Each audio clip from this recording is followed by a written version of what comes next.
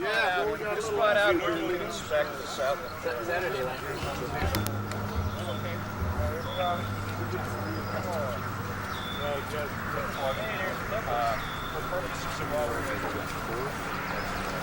Hey, Larry, that assembly's for the Kentucky. Yeah. Hey, you too. You know what it is. I see the odds are about even too.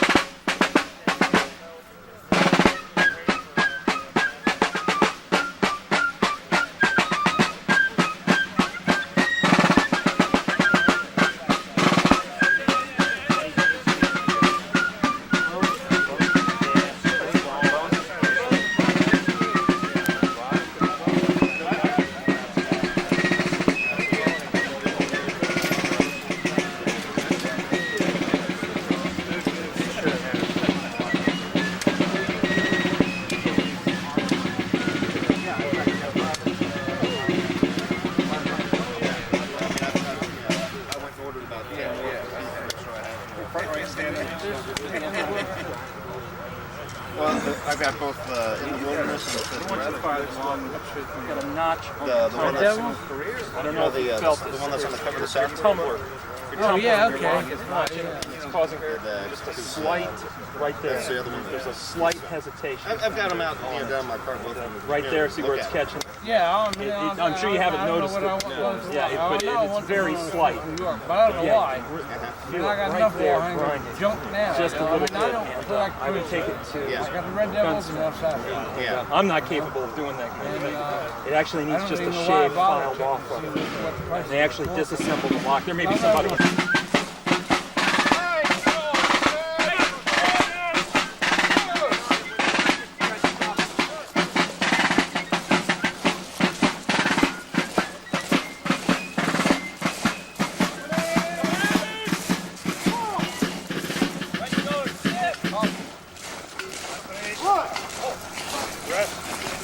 Right, front.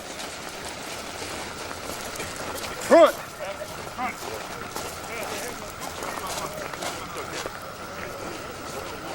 Put up. Up. In place. Rest. We run through some quick drill here to give you an opportunity to watch. Civil War soldiers came from all different places. They were all different ages.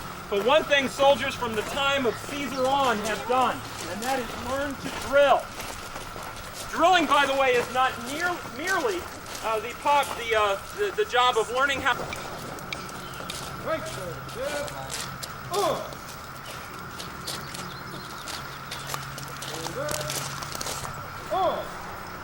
All of these carrying positions are ways that weapons would actually be moved.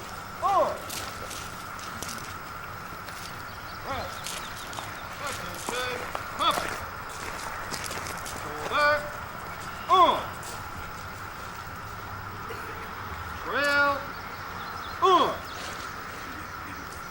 Shoulder. Border. In place. Rest. All of those movements that you see, Attention. Compass. all of those movements that you just have watched are very important. If you're marching along You can't carry a 9-pound weapon in the same way the entire time you're moving. It becomes very difficult, very heavy, and very awkward. And you have to remember, at a battle like Second Manassas, 125,000 troops trying to carry out actions like this under very difficult circumstances. Oh yes, skirmishers. Take intervals. March. The command he gave was deploy as skirmishers and take intervals, which gives them an opportunity to spread out in an organized fashion without saying, everybody move! They are, my mistake. I actually gave them a very difficult request because I forgot they were carrying Sharps rifles.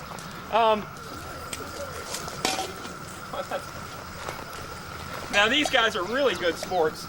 To deploy as skirmishers, you actually go down in the position you see in the middle down on the flanks with people up on their knees. And you can load and fire, train to load and fire from that position. You all can. Load in 9 times. Load. As you can see, they bring the weapon to the front, facing it in. We've actually modified this somewhat for safety purposes. In the original drill, the weapon was between their things and they'd pull it in right into their chest and be looking over the barrel. But makes me too nervous, so I make them point their weapons out. Then they reach their hands back to the leather box that you see on the rear. That's called a cartridge box. In there is the ammunition, a paper tube with the powder and bullet rolled up in it.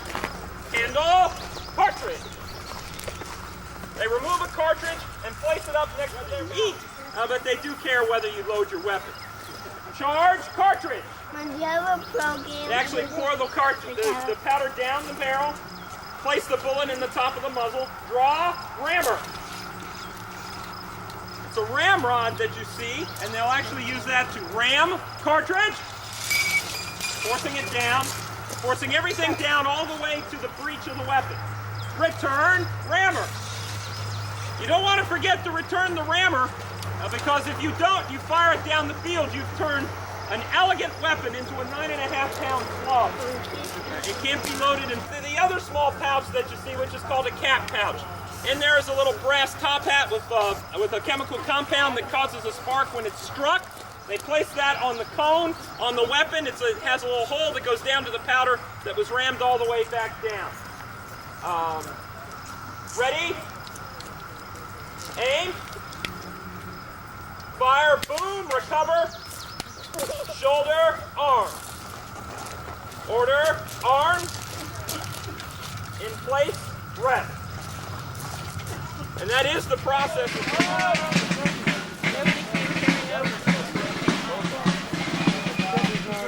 load, shell, 1,000 yards.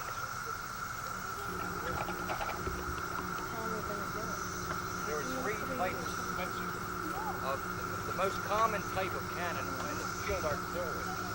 3 types.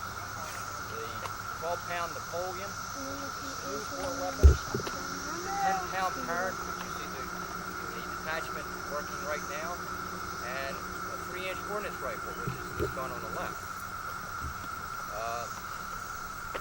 They were most common actual pieces from the war.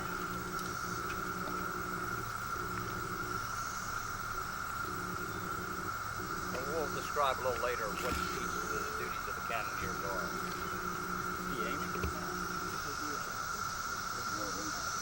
Oh, the elevation. Great. The rifle guns could shoot in excess of 2 miles. Very, very advanced. As compared to the old smoothbore weapons.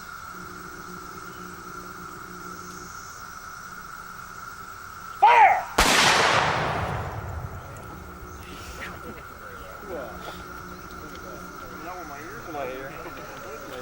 Whereas the Confederates master artillery from the 28th to the 30th. In fact, the Confederate line looked like this, a big V.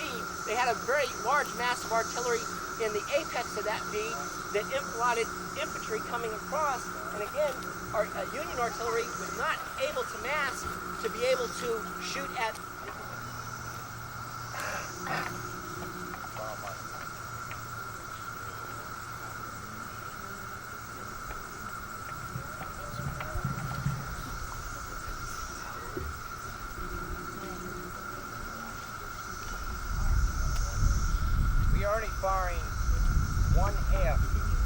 actual service load during the war. The service charge was 16 ounces. This is only...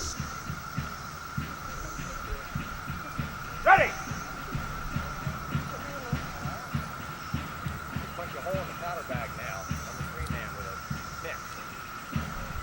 So the fire can actually get down into the powder. Fire!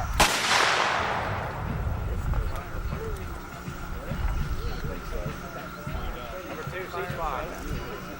Number 2, ceasefire, secure implements. They used to be the regional, now the regional.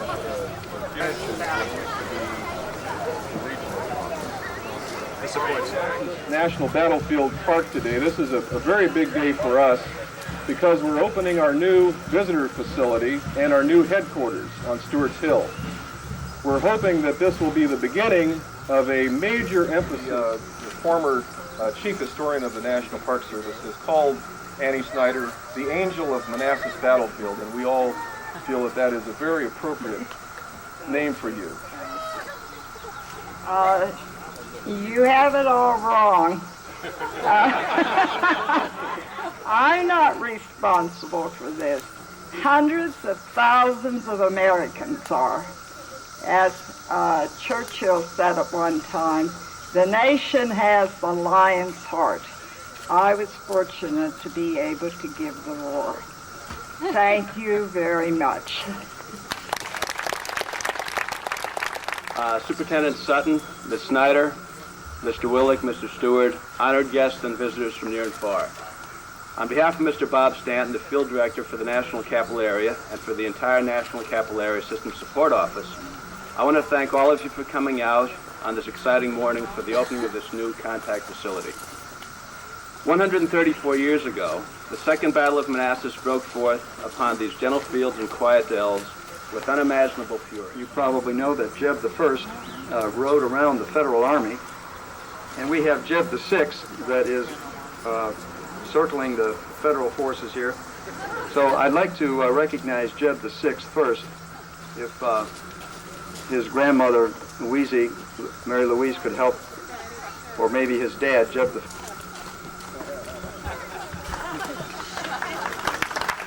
On behalf of the Sons of Union Veterans, I'd like to introduce Jeb VI.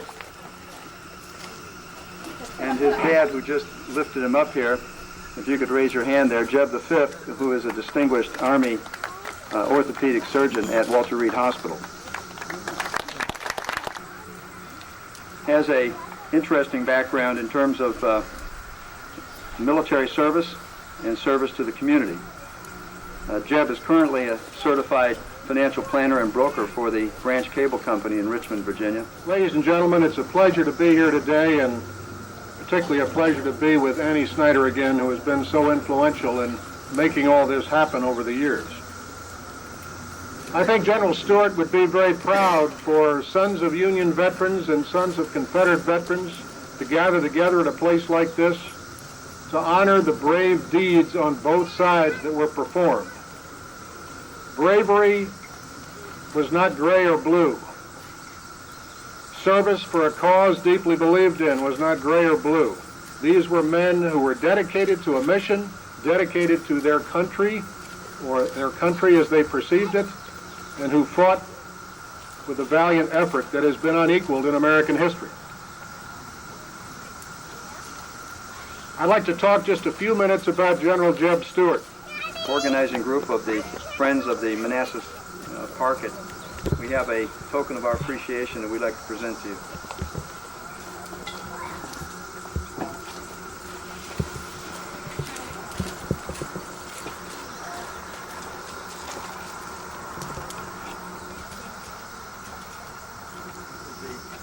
Postal print, Jeb, and specially inscribed at the bottom, personalized to you from Kunstler, dedicated to Jeb Stuart, report from the Friends of Manassas Battlefield National Military Park, Manassas, June 15, 1996.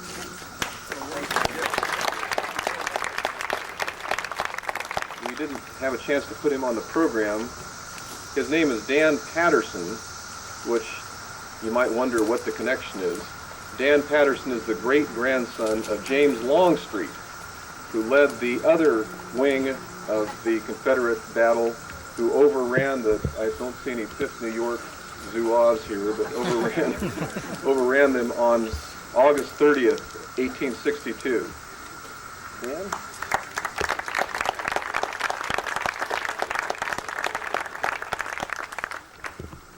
Well, thanks a lot for everybody for attending today, and I'm sure that the General himself would be very proud.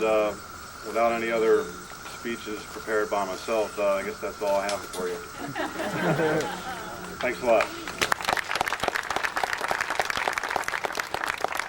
Now, if everybody could sort of ease over in this direction, we're going to open.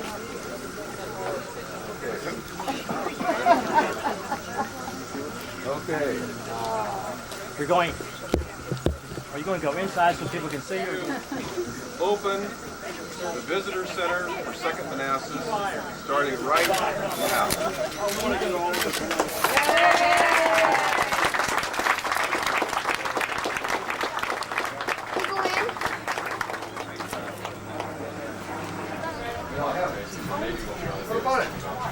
Either vouchers or these for the counties, public, wherever it would be. These are equivalent, usually rather than nature trails on the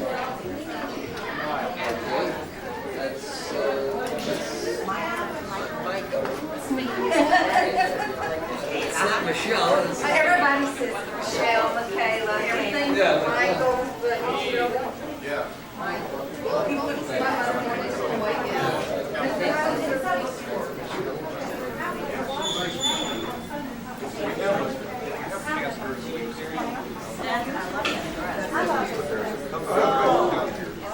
Leave the exhibits up on the hill. I used to have a problem now. I always have to spot.